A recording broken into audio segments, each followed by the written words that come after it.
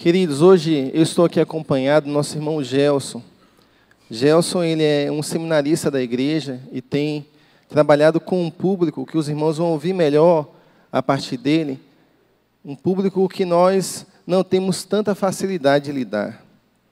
E hoje, nesse tempo que nós vivemos de Brasil, em que nós desejamos tanto ver a justiça se cumprir, em que nós repudiamos tanta impunidade, eu creio que Deus vai mexer com o nosso coração nessa manhã. Porque uma pergunta que a gente deve fazer é, nós, enquanto igreja, qual é o nosso papel no meio dessa justiça brasileira? De uma sociedade melhor, de um evangelho que nos impulsiona a amar. Qual é o papel da igreja no meio disso tudo? Eu queria pedir você para fechar os seus olhos nesse instante e orar em favor do seu coração dessa manhã, colocar a vida de Gelson diante do Senhor, para que o Senhor nos fale, o Senhor nos mostre toda a demanda que nós temos de evangelho nessa nossa nação. Vamos orar, irmãos? Senhor, nós te agradecemos pela oportunidade que nós temos de aqui estarmos reunidos, Senhor. Obrigado porque nós ouvimos sobre a verdade, e a verdade que é o Senhor Jesus Cristo nos libertou, Senhor. E nós temos, então, o privilégio de estarmos aqui, com nossas vidas resgatadas pelo Senhor.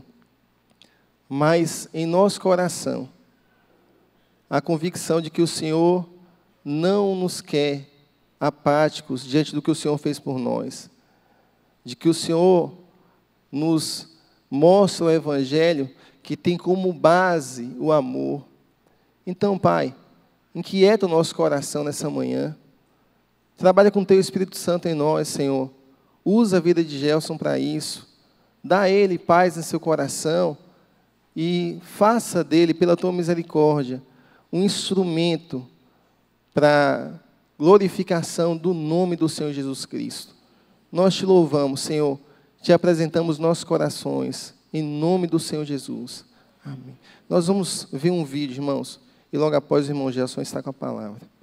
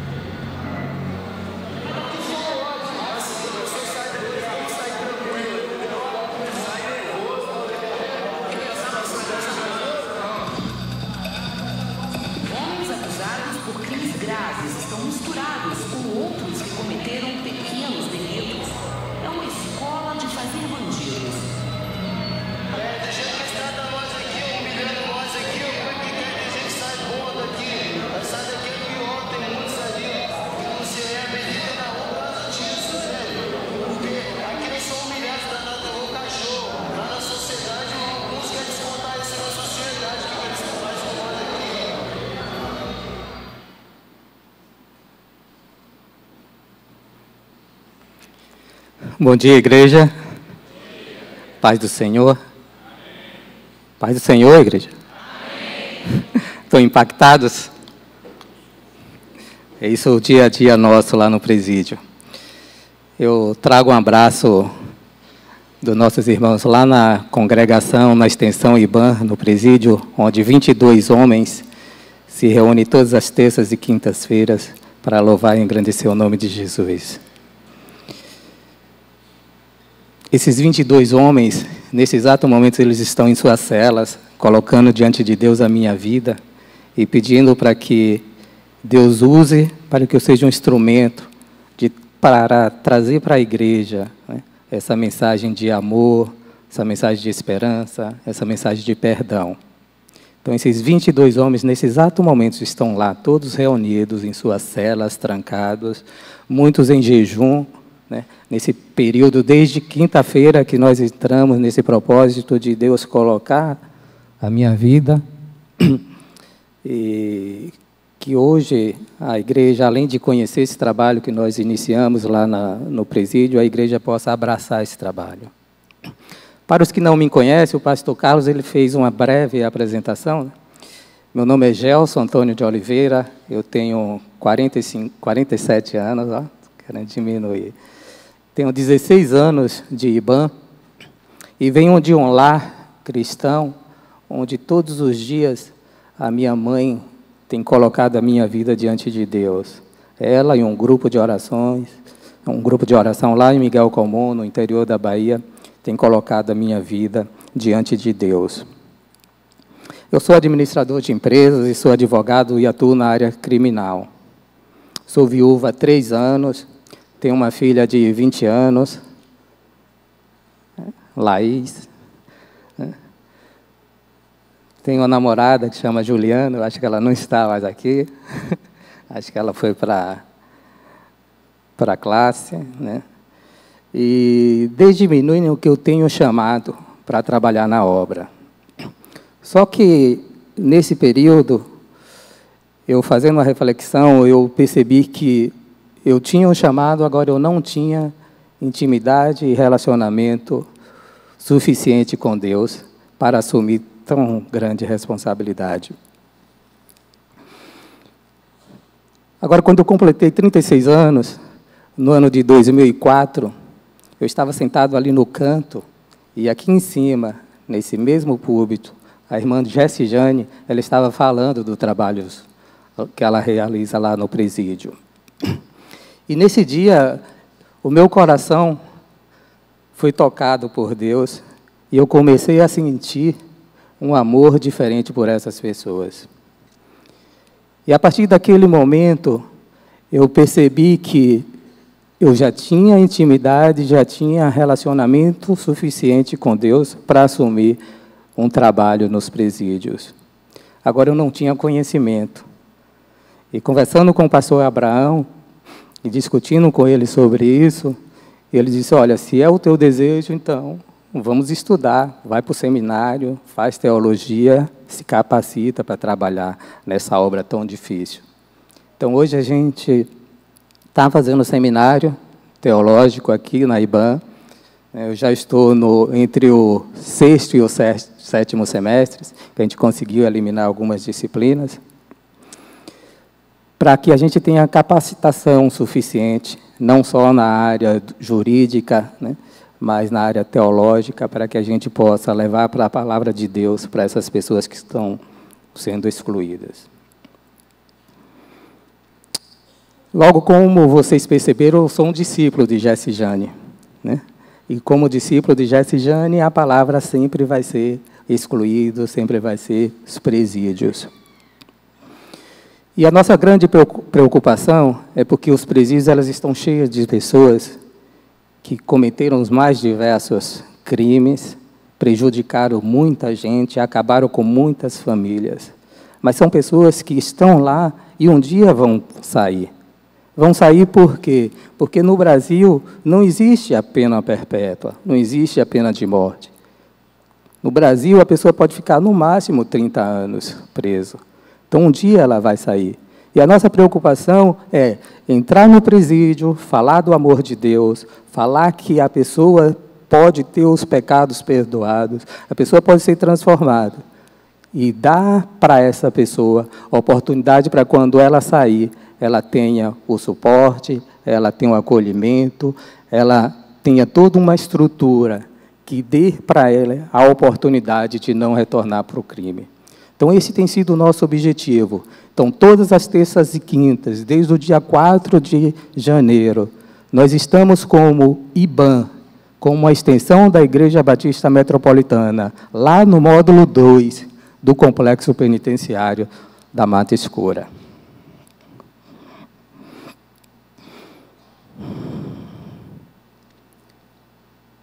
Foi uma escolha difícil.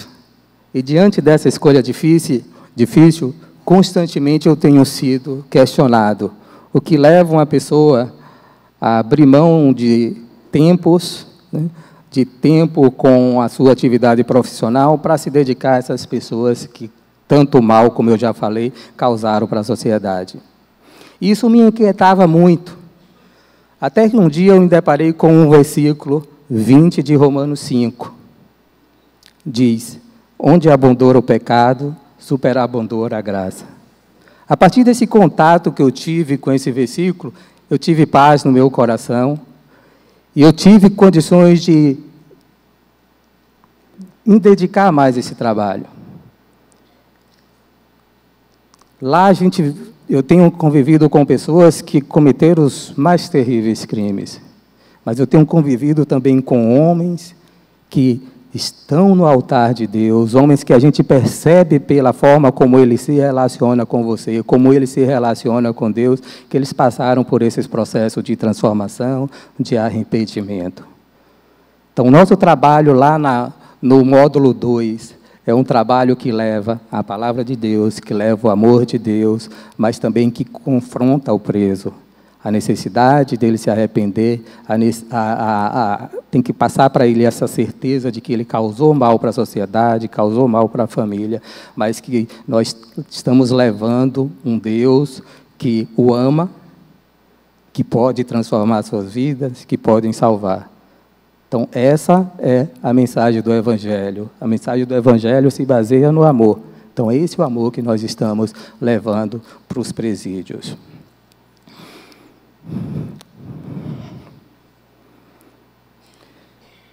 O pastor Abraão, domingo passado, ele falou que a vida nossa é uma vida de vales e montanhas. No nosso trabalho lá no presídio, a gente vive muito esse período de vales. Quinta-feira passada, o nosso trabalho lá no presídio, na terça-feira a gente faz um culto, na quinta-feira a gente faz um culto rápido e depois a gente trabalha nesse aspecto social, abordando a recuperação, abordando a ressocialização, a capacitação do preso. E a gente tem aproveitado essas quintas-feiras para tratar do processo jurídico do preso. E na quinta-feira, eu estava na minha programação falar com o Luiz. O Luiz é um congregado nosso, líder da nossa congregação. Ele tem 48 anos e tem uma pena para cumprir de 45. Quando eu comecei a folhear o processo de Luiz, e aí tive acesso ao que ele cometeu, o Luiz ele tem 9 filhos, tem 48 anos, tem 9 filhos. Ele estuprou 3 filhas, a mais velha, 14 anos. Quando a esposa dele ficou sabendo, ele bateu tanto na mulher que ela quase vai a óbito.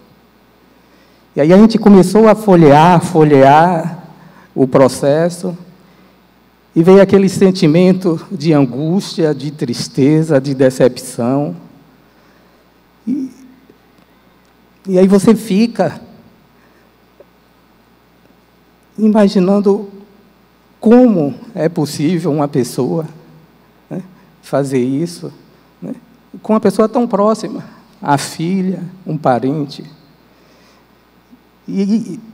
E foi uma quarta-feira angustiante, que eu disse, puxa, o que eu vou conseguir falar com o Luiz no domingo, na quinta-feira? E aí a gente cheguei lá, A gente fez o culto, depois eu chamei o Luiz, e aí ele abriu o coração dele e falou: fiz isso com minhas 3 filhas, você não sabe, desde esse dia eu não consigo dormir. Todos os dias ele mostrou os medicamentos que ele precisa tomar. E ele disse: olha, Gelson, eu tenho colocado minha vida diante de Deus. Sei que não é fácil, né, as pessoas acreditarem. Não sei se Deus tem recebido o meu louvor, a minha adoração, a minha entrega. Mas não tem um dia da minha vida que eu não me arrependa por isso. E aí, depois de terminar o culto, a gente saiu, e quando eu já estava indo embora, com o Sidney, que faz parte da equipe de Jesse Jane, do SS Presídio, o Sidney disse: Gelson, eu preciso te apresentar a Aguinaldo. Você precisa conversar com ele. Aí ele disse: Gelson, Aguinaldo, ele estuprou, matou e ocultou o cadáver dos 3 filhos dele.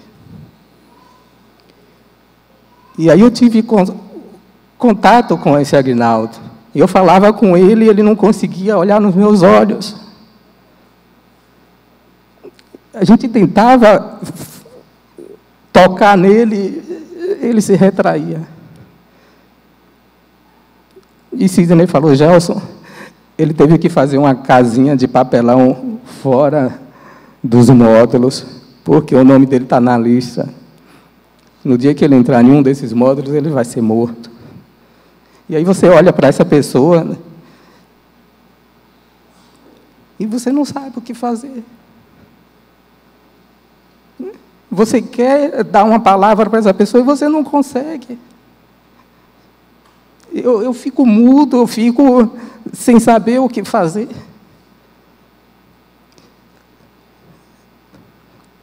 Várias vezes eu chego em casa sentindo dor e sentindo aquele peso, e a única coisa que eu consigo fazer é entrar no meu quarto, trancar a porta e ficar chorando.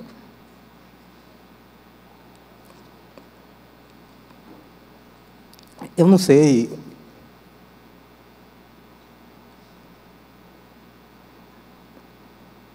Eu não sei por que eu fui escolhida para fazer esse trabalho nos presídios. Sinceramente, eu não sei. Porque as pessoas que convivem comigo sabem o quanto eu sofro vendo essa realidade do preso.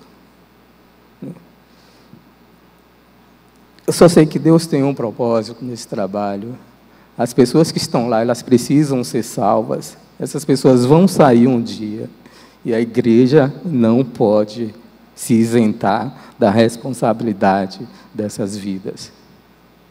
Então, hoje, a nossa palavra aqui é exatamente nessa questão do amor. A igreja de Cristo, ela é fundamentada no amor. A semana passada a gente trabalhou lá com eles o que está escrito em Atos 2. A igreja primitiva, como é que ela vivia. Então, hoje a gente precisa verdadeiramente também mostrar esse amor. E uma forma da gente mostrar esse amor é indo, né, buscando essas pessoas, é investindo nessas pessoas, é levando o amor verdadeiro de Deus para essas pessoas. Mas eu tenho tido também algumas alegrias. No dia mesmo que eu apresentei esse projeto para a direção do presídio, ele chegou para mim e disse: você não vai implantar esse projeto no módulo 2. Você precisa implantar esse projeto em todo o complexo. É muito gratificante, porque eles estão vendo o objetivo. O objetivo é entrar nos presídios, entrar nesse inferno que vocês viram no vídeo. Essa semana, quando a gente ia entrando, o agente falou com a gente. Eu achei estranho a forma como a grade estava. Aí ele disse: olha, a gente teve que colocar essa tela de aço, porque à noite ninguém consegue ficar aqui. A quantidade de ratos e o tamanho dos ratos. Então, a gente colocou uma tela na entrada para proteger. Então, a gente precisa fazer alguma coisa. Essas pessoas vão sair. E se essas pessoas saírem sem o amor verdadeiro de Cristo no coração, a igreja, a sociedade vai continuar sofrendo as consequências. Então, o nosso objetivo aqui hoje é fazer com que essa igreja, a Igreja Batista Metropolitana, abrace esse trabalho, esteja junto com a gente, não só indo, mas orando, principalmente essa questão espiritual, esse apoio espiritual, esse lastro espiritual que nós precisamos.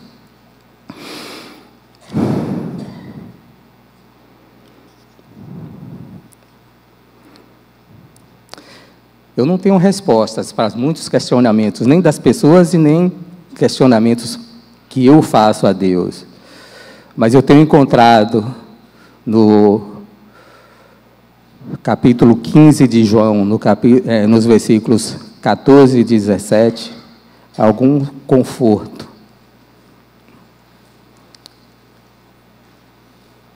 João 15, 14 e 17. 14 a 17.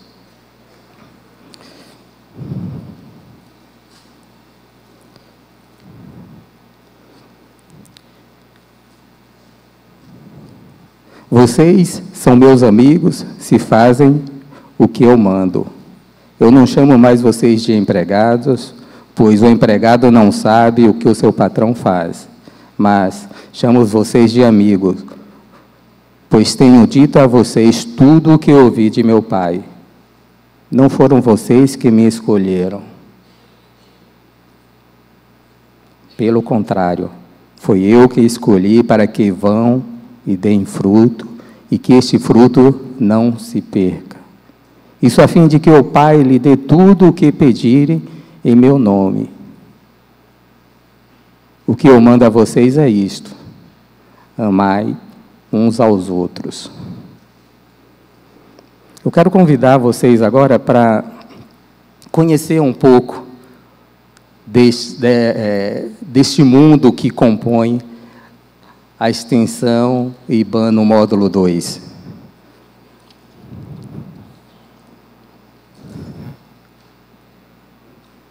Para quem não sabe onde fica o complexo da Mata Escura, fica no bairro da Mata Escura, e é toda essa área aqui.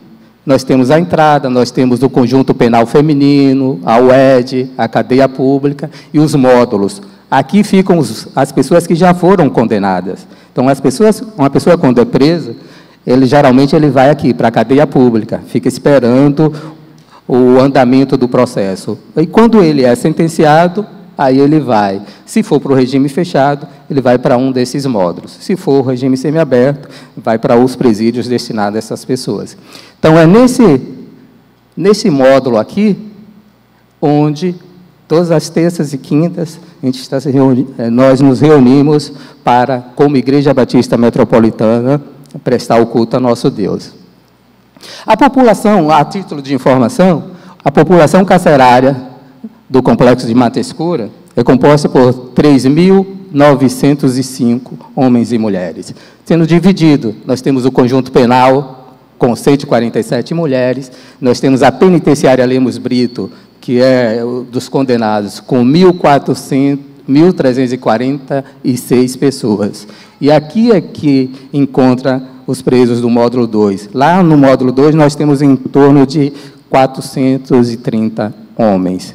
Desses 430 homens, 22 homens são declarados batistas, são declarados homens de Deus. Nós temos também a Igreja Assembleia de Deus que faz esse trabalho. Então, nós temos em torno de 50 pessoas, desses 430, confessam o nome de Jesus.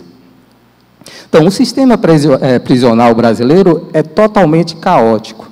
Vocês veem, celas superlotadas, falta de estrutura, falta de acompanhamento jurídico. Então, o Estado joga o preso lá, e se o preso não tiver condições, é esquecido. Então, são mais de 500 mil de detentos. E o que a gente precisa? A gente precisa humanizar esse sistema. Se você chega hoje lá no presídio de Mata Escura, vocês vão dar de frente com uma tenda de apoio. Essa tenda de apoio é um sonho realizado da irmã Jessijane, né? Quando você chega lá, você vê um jardim florido, uma entrada que dá uma recepção para as pessoas que elas já se sentem, né, acolhidas, já se sentem com um processo de recebimento humanizado. Então, quando o parente do preso passa, tem uma palavra de conforto do pessoal da tenda. Geralmente tem um bom dia, vocês querem uma água, aceitam um cafezinho, as pessoas se assustam. Aí perguntam, quanto é que custa a água? Não, a água é de graça. Tem aqui o cafezinho também. Quer um cafezinho? Tem um biscoito. Então, esse é o processo de humanização. Então, esse é um processo que a Igreja Batista Metropolitana, tanto quanto participante, né, do SOS Presídio, está envolvido. Então, diante de todos esses problemas enfrentados pelo sistema penitenciário brasileiro, tornou-se clara a necessidade de um novo modelo que responda aos anseios da sociedade. E eu, sinceramente, eu creio que esse modelo passa pela atuação da Igreja. E aí nós temos, a imagem não está muito nítida, mas nós temos aqui as pessoas que compõem, né, os presos, as pessoas que têm entrado com a gente, né, para fazer o trabalho. Nós temos a parte do louvor, que é feita pelos próprios detentos. Nós temos o estudo da palavra. E nós temos no final, onde todos se reúnem, aquela bênção final, onde é colocado diante de Deus a família de cada um e a vida de cada missionário que entrou no presídio. E como eu disse para vocês, são 22 homens que são declarados batistas e que estão fazendo parte da nossa extensão. E para que vocês tenham uma ideia do público que nós atendemos, das pessoas que nós falamos todos esses dias, eu fiz esse apanhado geral para que vocês tenham essa noção. São 22 homens, somando todas as penas desses homens, você vê 366 anos de reclusão, né? Então, se a gente somar todas essas penas. E aí eu chamo a atenção de vocês para Edson. Edson é o nosso levita. Vocês precisam ouvir esse homem louvando, cantando. O meu sonho é um dia que Edson sair, ele vir aqui e dividir com a equipe, viu, Davi? Dividir com a equipe de louvor da IBAM a alegria, a satisfação que ele tem de louvar ao nosso Deus. Esse Edson, o artigo dele é 157, é roubo. Ele foi condenado a 18 anos, 9 meses. Ele está preso desde 2008. A previsão de saída dele é 2027. Ele é casado, tem um filho, ele não é primário. Isso quer dizer que ele já foi preso outras vezes cometendo esse mesmo pecado. E ele tem 28 anos. A gente tem também aqui o Evaldo. Evaldo é o nosso líder lá. 121 artigo dele. A pena dele é 72 anos. Ele cometeu 3 homicídios. Ele tem uma pena de 72 anos, 6 meses, está preso desde 2005, e a previsão de liberdade, 2054. Casado, não tem filho, não é primário, e tem 32 anos. Um cara de 32 anos tem uma pena de 72 anos a cumprir. Aí você continua, aí você encontra aqui o Ronivon. O Ronivon, o artigo dele é o 217, estupro de vulnerável. Ele está condenado a 12 anos, ele está preso desde 2010. Previsão de liberdade, 10/3/2016. Que dia é isso? Quinta-feira que vem agora. E aí, o que a gente vai fazer? Aí eu disse, pô, Ronivon, o que a gente pode fazer? Me dá o telefone de tua família, vamos ver o que a gente... Aí ele passou, a gente ligou, a família dele disse, não, na quinta-feira vamos estar lá. Quando ele sair, a gente vai trazer ele para casa, a gente vai dar todo o suporte necessário para que ele não volte. Se a gente não tivesse tido esse acolhimento da família, quem deveria fazer isso como igreja somos nós. Assim como o Ronivon está saindo, outros vão sair. Então, e a gente precisa, como igreja, acolher essas pessoas. A gente já tem aqui na igreja um casal que é acolhido. A igreja acolheu essas pessoas, essa família, ela se sente participante do corpo. Então, a gente precisa também que outras famílias se sintam.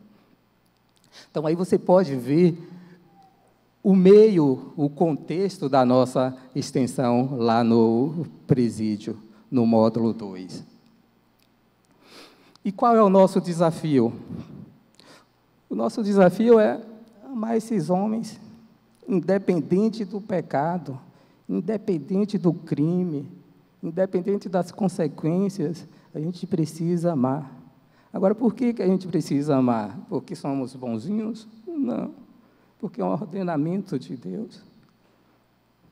Vamos, Marcos 12, 30 e 31. Olha o que diz. Vamos ler, igreja? Aqui, ó. Vamos ler?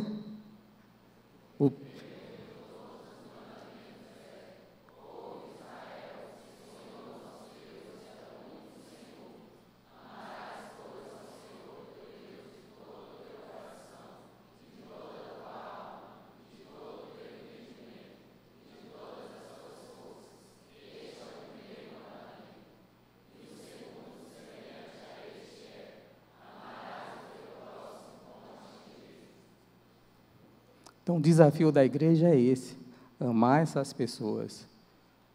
O desafio da igreja não é julgar essas pessoas, não é condenar essas pessoas. O desafio da igreja é amar essas pessoas. Amando essas pessoas, nós estaremos obedecendo o mandamento de Jesus. Amarás a Deus e ao teu próximo. Para que isso aconteça, a gente precisou fazer um projeto, apresentou a direção da igreja e a direção da igreja abraçou esse projeto. Então, é um projeto que ele não só visa você entrar no presídio e levar a palavra. Ele abrange outras questões. Então, o projeto ele é dividido em 7 fases. Nessa primeira fase é a religiosa, que nós temos intercessores, aconselhamento, discipulado, culto, atividades sociais e estudo bíblico.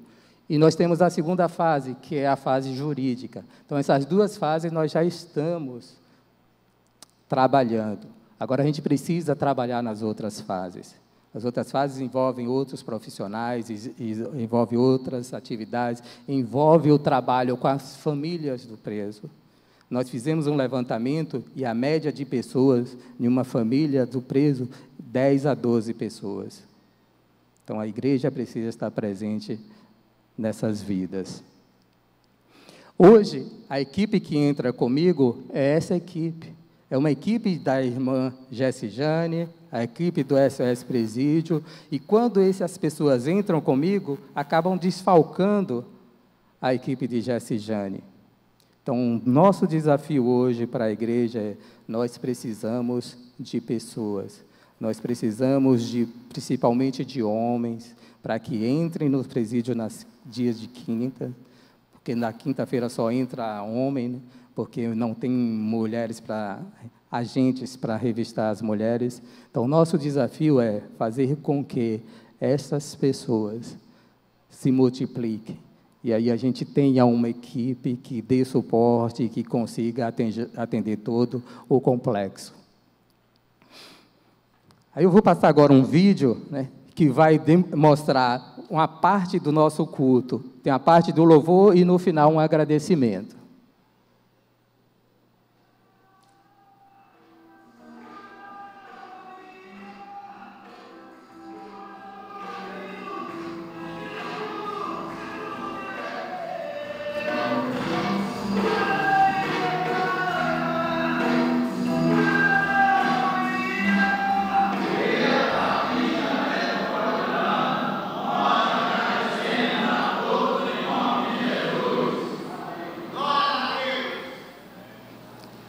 Então, essa é a nossa extensão.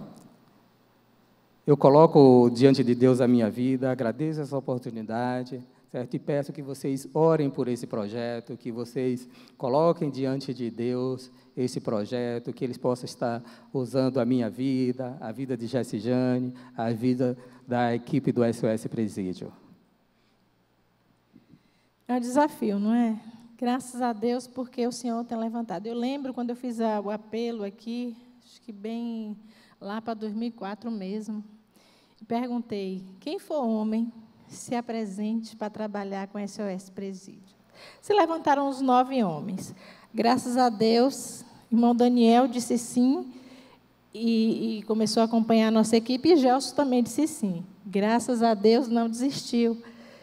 E hoje a gente tem como resultado uma igreja apoiando esse ministério. Nós precisamos de muitas igrejas que digam sim, porque uma igreja forte, uma igreja que entenda o chamado de Deus para atuar numa sociedade como a nossa, precisa estar lá. E por isso que eu me sinto muito alegre hoje, por contar com esse apoio da Igreja Batista Metropolitana. Tem outras igrejas, a Igreja Batista da Pituba também tem ido assumir uma outra missão lá no módulo 1, mas nós temos tantas outras unidades que a gente precisa estar lá, com uma igreja viva e forte para atender essas demandas. Gelson disse que se questiona, e comigo não é diferente. Porque quando o nosso lado humano fala forte e vê muitas barbaridades que essas pessoas dominadas por Satanás cometeram, a gente diz, Senhor, é impossível, como é que vai? E eu me sinto como Moisés, indo à presença de Faraó. Quem te mandou? Eu sou, te enviou. E é no nome do Todo-Poderoso que nós estamos aqui, dizendo que esse Deus pode mudar a vida de qualquer homem e que cabe a Ele fazer a justiça. Porque eu também aprendo na palavra que tudo que o homem semear, ele vai colher. Então, não compete a nós, como igreja, fazer as justiças com as próprias mãos, mas compete a nós fazer a justiça indo, anunciando esse Deus vivo. Não é fácil olhar para homens que cometeram delitos terríveis e a gente dizer para eles, Jesus te ama e eu também te amo. Não é fácil. A gente anda na contramão da história, porque nós ouvimos de todos que nós estamos indo ali, passar a mão pela cabeça dessas pessoas. E nós não estamos fazendo isso. Nós estamos ali, falando de uma verdade que muda a vida. Por quê? O dia mau chega para todo mundo. E pode chegar na vida de homens que estão ali dentro, que não são bandidos, mas cometeram um delito. Pode ter sido muito pequeno, mas faz toda a diferença. Então, eu fico muito à vontade quando estou indo debaixo da autorização de Deus e do chamado dele, para falar a esses homens e a essas mulheres que tem jeito sim, porque o preço pago na cruz do Calvário, ele vale. Então, igreja, Gelson falou aqui do desafio que ele está vivendo, de uma experiência que ele está vivendo, mas você também pode viver essa experiência. Ele falou da tenda de apoio. Nós temos mais de 200 famílias hoje cadastradas na tenda de apoio. E nós precisamos de irmãos que estejam indo nas casas dessas pessoas, porque o governo do Estado procurou a igreja para dizer assim, ó, igreja, você tem como ir lá. A igreja tem como chegar na vida dessas famílias. A igreja pode ir nas casas. E quando a família passa por nós na tenda de apoio, e nós dizemos, nós vamos lá em sua casa, viu? Graças a Deus, Deus tem levantado pessoas. Nós temos um casal que já foi lá e já me trouxe resultado. Nós temos hoje 4 gestantes que nós estamos acompanhando com o programa Família que Acolhe, em parceria com o berçário da nossa igreja. Sabe o que significa isso? muito trabalho, porque a gente quer chegar nessas famílias para evangelizar essas pessoas, para dizer que tem jeito sim, para que quando esse homem e essa mulher que está preso volte para casa, tenha uma resposta diferente. Aí sim a nossa sociedade muda. Não adianta dizer que só está ruim, mas vamos partir para o abraço, atendendo o chamado do Mestre. Agora, na próxima terça-feira, nós teremos o Dia da Mulher. Essas mulheres que nós estamos acompanhando na tenda de apoio, vão estar lá para ouvir uma palavra de Deus através da vida de Cleo, através de um louvor cantado por Daiane, irmãos outros que vão poder estar conosco, irmã Hilda, fazendo um serviço de beleza naquele dia, para levantar a autoestima daquelas mulheres, porque o que nós temos ouvido na tenda de apoio, os irmãos não têm nem ideia, mas podem ter indo lá. Você pode dar um dia só, nós trabalhamos todos os dias, no formato de plantão. Então, nós temos uma equipe pequena ainda, mas você pode tirar uma manhã, uma tarde do seu dia, e sentar lá na tenda, para evangelizar aquelas pessoas, para falar com aquelas mães que estão com os corações partidos, porque seus filhos não atenderam. Você pode fazer parte dessa história. Vamos mudar o Brasil? O tema da campanha de missões estaduais desse ano fala disso. Eu amo a minha Bahia e por isso eu anuncio. Não pode ser da boca para fora, tem que ser com atitude. Então eu quero que você ore nesse instante, curva a sua cabeça e diga ao Senhor: Deus, qual é a minha porção? Eu ouvi e me torno responsável a partir do momento que eu ouço. E eu quero dizer ao Senhor que pode contar comigo. Faça essa oração ao Senhor e depois nos procure. Venha fazer parte dessa escala de quinta-feira, principalmente à tarde. A gente precisa de homens que entrem lá com o irmão Gelson e atendam. Se você não pode ir nem na terça nem na quinta, tem outros dias da semana que você pode compor. A equipe da SOS Presídio está fazendo esse trabalho. Pai querido, bendito seja o teu nome, Senhor. Nós te louvamos porque a tua palavra ela não volta vazia. Nós fomos chamados, Senhor, com a missão de proclamar o Teu reino aqui na terra. E nós queremos fazê-lo com excelência, sabendo que o Senhor está conosco, Senhor. Mesmo que estivéssemos em situações difíceis. E não é fácil adentrar as unidades prisionais, porque é uma batalha muito grande para que impeça que nós estejamos lá, mas a Tua palavra não está presa, Senhor, e nós estamos levando a palavra de verdade, a palavra que cura, que liberta, que transforma o homem, e nós queremos continuar fazendo isso como igreja, Senhor.